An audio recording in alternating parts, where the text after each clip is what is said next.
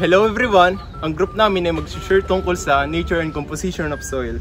Lupa ang isa sa pinaka-importanteng organismo ng buong mundo. Dahil dito tumutubo ang mga halaman at ano pang organismo. In this presentation, i-explore natin kung ano pang mga kahalagaan nito. Come with us! Alamin natin kung ano nilalaman nito.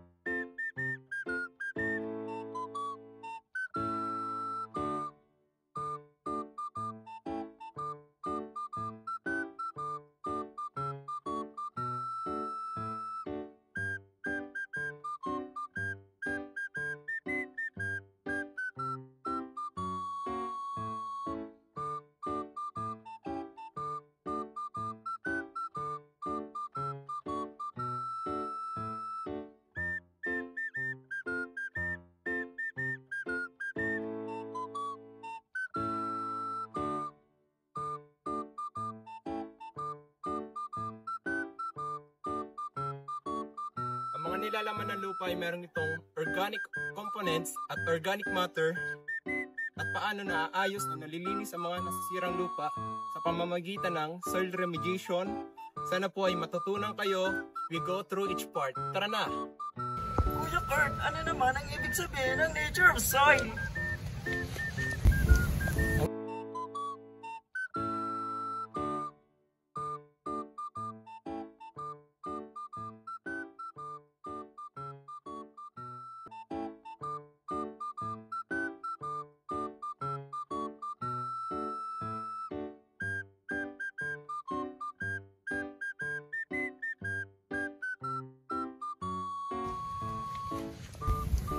Ang nature of soil ay nabubuo through a very long process. Ito ay libu-libong taon dahil sa weathering ng rocks at pag-decompose ng living organism. Mayroong 4 na components ang soil. Number 1 is mineral. Galing sa rocks, ito yung inorganic part. Number 2 is organic matter. Galing sa plants and animals na nabubulok. Number 3 is water. Kailangan ito para sa plant growth and nutrient transport. Number 4 is air. Nagbibigay ng space para sa makahinga ang roots at microorganisms. Ito ang kombinasyon ng 4 na ito. Ang nagdetermine kung healthy ang soil kapag tama ang balance at mas fertile at mas productive ang lupa. Ang inorganic components ay galing sa pagdurog o pag-breakdown ng bato over time. Ito yung tinatawag nating sand, silt at clay na nagbibigay ng soil texture. Hindi nagbabasa! Sabi na nga!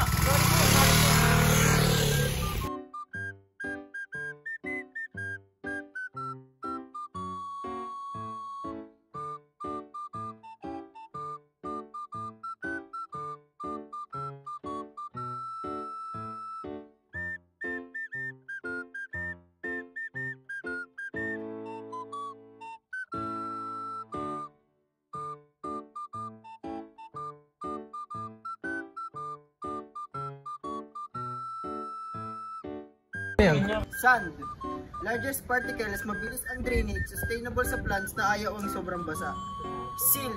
Medium particles, smooth to the touch, kaya mag-hold ng tubig moderately. Clay. Smallest particles at sticky. Maganda ito sa pag-hold ng nutrients pero mabagal ang water movement. Kung pagsasamahin, ito ang nabuo ng soil texture process tulad ng loam, sandy loam at clay loam. Ang texture ng soil ang nag-i-impact sa plant growth dahil ito ang nagkokontrol ng movement ng water, air at nutrients. Nya Sergey. Nasaan ka nga? Ayun! Ano ba ito ng organic matter? Kanina pa tinatanong eh. Ako na pala, wait lang. Ang organic matter naman ang nagbibigay buhay sa soil. Ito ay galing sa dead plants, fruits, animals, at galing sa microorganism kapag decompose na sila. Nagiging humus, which is dark rich sa nutrients. Ito ang mga function ng organic matter.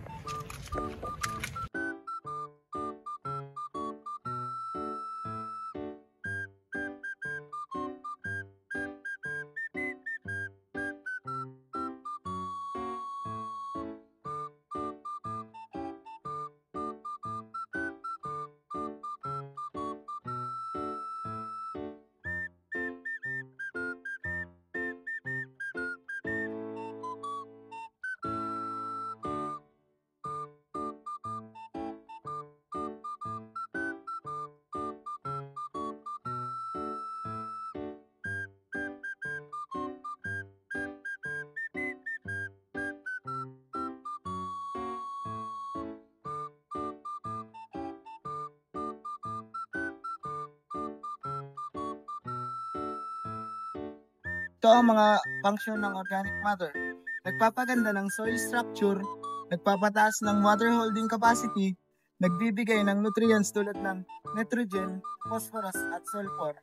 Pinapalakas ang beneficial organism like earthworms, bacteria at fungi. Kung inorganic components ang skeleton, soil, organic matter naman ang heart nito. Kapag mataas ang organic matter, mas fertile ang lupa. Soil remediation. Soil remediation ang process ng paglinis at pag-restore ng mga lupa na nasira o contaminated. Pwede itong madumihan due to industrial waste, chemicals, vesicles, oil, spills, or improper waste disposal. Ilan sa common remediation methods ay bioremediation using plants or microorganisms. Example, sunflowers absorbing heavy metals. 2. Soil washing, paghuhugas ng soil using water or chemical solutions para maalis ang pollutants. 3. Stabilization or solidification, paglagay ng materials tulad ng cement o lime para hindi gumalaw o kumalat ang toxins. 4. Thermal remediation, pag-iinit ng lupa para mabulok o mamatay ang contaminants. Ginagawa ang remediation para maging safe ulit ang lupa, maiwasan ang health risk, at maibalik ang natural function nito. Thank you!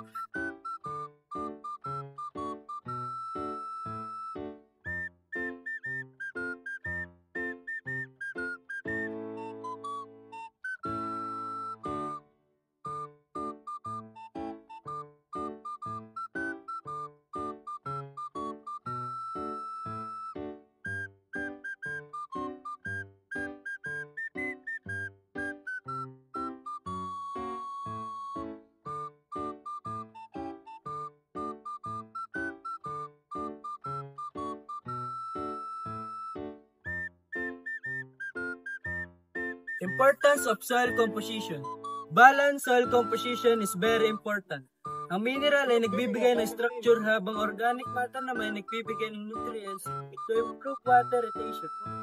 Mas mabilis at malusog ang pagtubo ng mga halaman. Mas stable ang soil structure. Mas mataas ang ability ng soil restoration. Mas productive ang farmer garden. Kaya ang agriculture important, maintindihan ng farmer kung anong klaseng meron sila para maayos nilang may manage.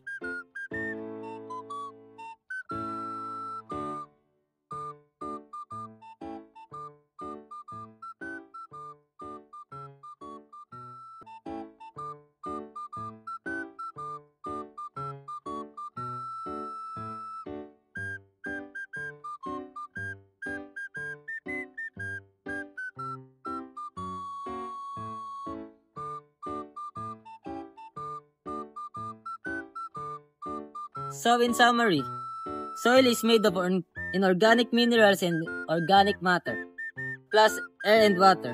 Ang balancing components na ito ang nagdedetermine ng fertility at productivity ng lupa. Kapag nasira ang lupa, may iba't ibang remediation techniques para ma-restore ito.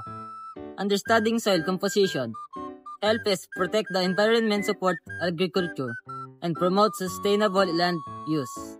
Maraming salamat po sa pakikinig sa aming presentasyon. One is the loneliest number that you'll ever do.